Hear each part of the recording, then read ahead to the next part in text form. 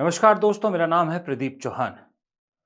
दोस्तों, 2 दिन से सोशल मीडिया पे एक क्लिप वायरल हो रही है जहां पर एक गोदी एंकर गोदी चैनल में मशहूर पत्रकार आशुतोष की बहस हो रही है एक गोदी प्रोफेसर से, बीजेपी समर्थक प्रोफेसर से। इसको बड़े तरीके से ये आशुतोष को नेगेटिव इमेज में दिखाने की कोशिश के तहत सर्कुलेट किया गया। ये पहली बार नहीं है। दरअसल ये सिर्फ तस्वीर एक न्यूज़ स्टूडियो की नहीं है। ये आज के हालातों की असल हकीकत है। आज के हालातों की असल हकीकत ये है, इस तस्वीर के ज़रिए अगर आप जोड़ें, तो सीधा-सीधी कहानी ये है कि 240 की चुभन से बाहर नहीं निकल पा रहे हैं मोदी जी, 240 की चुभन से बाहर नहीं निकल पा रही है बीजेपी। सहयोगियों के सहारे गठबंधन की सरकार चलाने के तगमे से बाहर नहीं निकल पा रही है सदमे से बीजेपी और मोदी जी। इससे बाहर निकलने के लिए छटपटाहट में अब जो हरियाणा और जम्मू कश्मीर, महाराष्ट्र, झारखंड चुनाव होने, उन पर साम दाम दंड भेद उन चुनाव को जीतने के लिए लगा रही। बल्कि चुनाव को जीतने के लिए भी नहीं, इन राज्यों में कांग्रेस ना जीत पाए इसको रोकने के लिए साम दाम दंड भेद सब अपनाए जा रहे हैं। इस तरह से न्यूज़ स्टूडियोज़ में खुली छूट दे दी गई है बीजेपी समर्थकों को कि तुम जो चाहे, जैसा चाहे बोल सकते हो। बेलगाम घोड़ों की तरह न्यूज़ स्टूडियो में आजकल उनके एंकर बोल रहे हैं और प्रधानमंत्री खुद फरीदाबाद के 19 साल के आर्यन मिश्रा, जिनकी हत्या कर दी गई थी गौ ने गौ तस्करी के नाम पर, उसके माँ-बाप को ढांढस बंधाने का एक शब्द बोलने की बजाय गाय के बछड़े के साथ अपनी वीडियो और तस्वीरें जारी करते हैं। और संदेश क्या जाता है इसका, ये किसी से नहीं छुपा है। क्यों? क्योंकि हरियाणा में विधानसभा चुनाव है। उसी हरियाणा में आर्यन मिश्रा से एक दिन पहले एक गरीब मुसलमान कबाड़ी की भी हत्या कर दी गई थी गौ तस्करी के नाम पर। हरियाणा में पिछले कई दिनों से, कई 1.5-2 साल से कोशिश की जा रही है हिंदू मुसलमान जहर फैलाने की। नूह में पिछले साल इसकी कोशिश की गई थी, लेकिन कामयाबी नहीं मिल पा रही। सिर्फ हरियाणा में सीधे सीधे नहीं, हरियाणा के साथ लगते शांत प्रदेश, इस देश का सबसे शांत प्रदेश हिमाचल प्रदेश भी इसकी भेंट चढ़ गया है। हिमाचल प्रदेश, जहां पर कुल आबादी का तकरीबन 1.25% मुसलमान आबादी है, वहां पर भी हिंदू मुसलमान का जहर फैलाया जा रहा है ताकि उसका असर हरियाणा में हो सके। क्योंकि हिमाचल के बहुत से एरिए हरियाणा के साथ लगता है, जिसमें कालका, पंचकुला जिला, अंबाला जिला, यमुनानगर, जगाधरी, इस तरह के जिले हिमाचल के साथ लगते हैं। वहां हिंदू मुसलमान कीजिए, शांत प्रदेश में हिंदू मुसलमान कीजिए, उसका फायदा उठाइए हरियाणा में और वहां कैश कीजिए। बड़ी अजब सी बात है ना कि शिमला की जिस संजौली मस्जिद को लेकर विवाद है, वहां मुस्लिम समुदाय खुद आगे बढ़ के कह रहा है कि जो मस्जिद इल्लीगल जितना पार्ट है उसको तोड़ दीजिए। सरकार भी सर्वदलीय बैठक बुला चुकी है। तय हो चुका है कि इस तरह की चीज़ों को, और खास करके तय बाजारी होती है ना, जो संडे वगैरह को जो मार्केट लगाते हैं ओपन में छोटे छोटे, वो कि उसको लेके भी एक कानून बनाया जाए और लाइसेंस धारकों को ही वहां पर वो तय बाजारी करने का जो है वो चांस दिया जाए। क्योंकि आरोप है कि वहां पर बाहरी मुसलमान आके अब तय बाजारी करते हैं।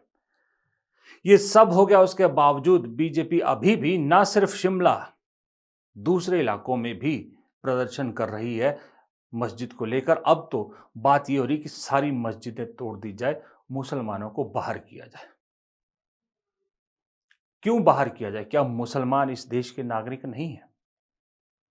ये पॉसिबल है? नहीं पॉसिबल है। सिर्फ इसलिए है कि जहर अगर शांत प्रदेश में फैल गया तो इसका मैसेज जाहिर सी बात है पड़ोसी राज्य हरियाणा में तो जाएगा ही।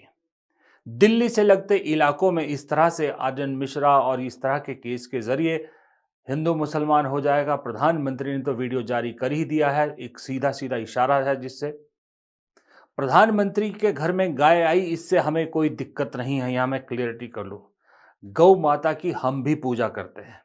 बहुत अच्छी बात है। प्रधानमंत्री एनिमल लवर है, उनके यहाँ पर मोर भी है और भी गाय हैं। बहुत अच्छी बात है। सवाल ये उठता है कि और टाइम तो प्रधानमंत्री ने वीडियो नहीं बनाया, इसी बार वीडियो बनाने की ज़रूरत क्यों पड़ी?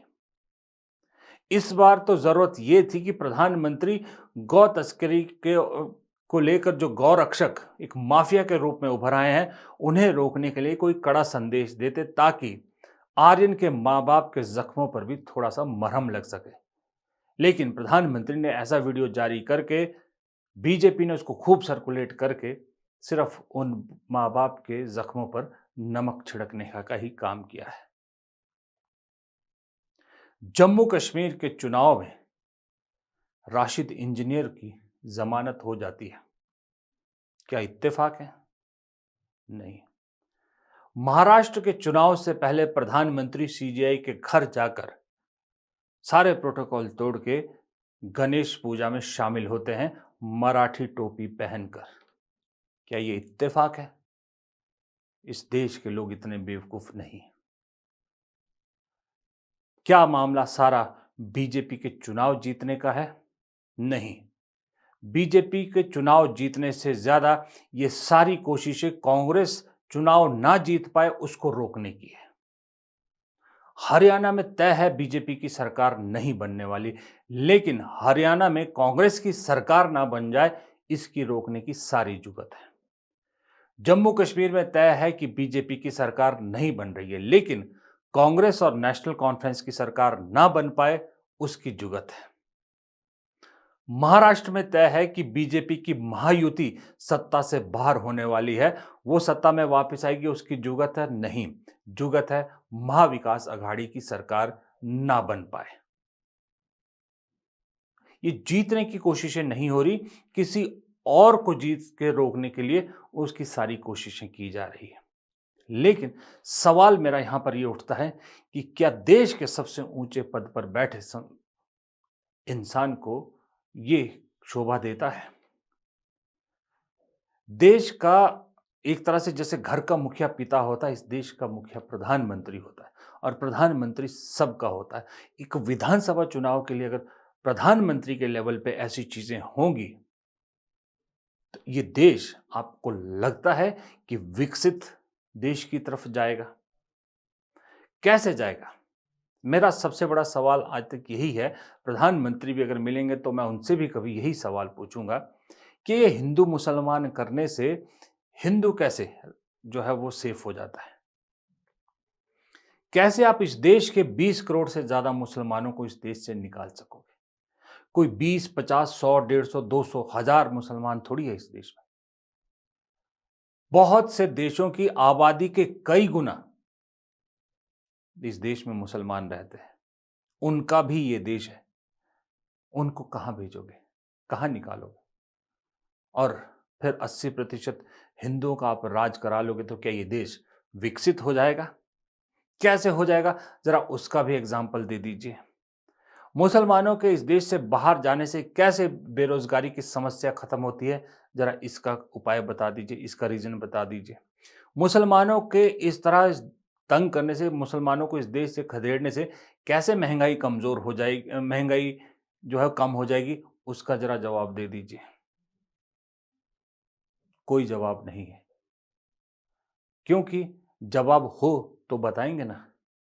यहां तो सिर्फ और सिर्फ 24/7 एक ही चीज है, वो है राजनीति, राजनीति, राजनीति, सत्ता, कुर्सी और कुछ नहीं। 240 की ऐसी चुभन कि हम ईगो पे ले गए कि हम 272 से हमें नीचे कैसे ले आए। इतना ईगो, इतना अहम। कमाल है। कमाल है ये देश, कमाल है इस देश की सरकार। इस देश की सरकार, ये जो मौजूदा सरकार जब जाएगी, इतिहास में कैसे याद की जाएगी, ये जरा आप कमेंट बॉक्स में जरूर लिखिएगा। क्योंकि हर जो भी सरकारें रही है, इतिहास में 2 लाइनों में, 3 लाइनों में उसका जिक्र होता है। जैसे नेहरू का जिक्र विजनरी, इंदिरा गांधी का जिक्र ब्रेव, राजीव गांधी का जिक्र उन भी विजनरी कह सकते हैं जो 21वीं सदी का सोचा। नरसिम्हा राव मनमोहन सिंह सरकार रेवोल्यूशनरी, जब इकोनॉमिक रेवोल्यूशन आया। वाजपेयी सरकार भी जो गांव-गांव तक सड़क पहुंचाई, उसके लिए, रूरल डेवलपमेंट के लिए याद की जाती है। मौजूदा सरकार को किस चीज़ के लिए याद किया जाएगा, ज़रा आप कमेंट बॉक्स में बताइए, क्योंकि मेरी समझ में तो कुछ नहीं आ रहा। फिलहाल इस वीडियो में इतना ही। नमस्कार।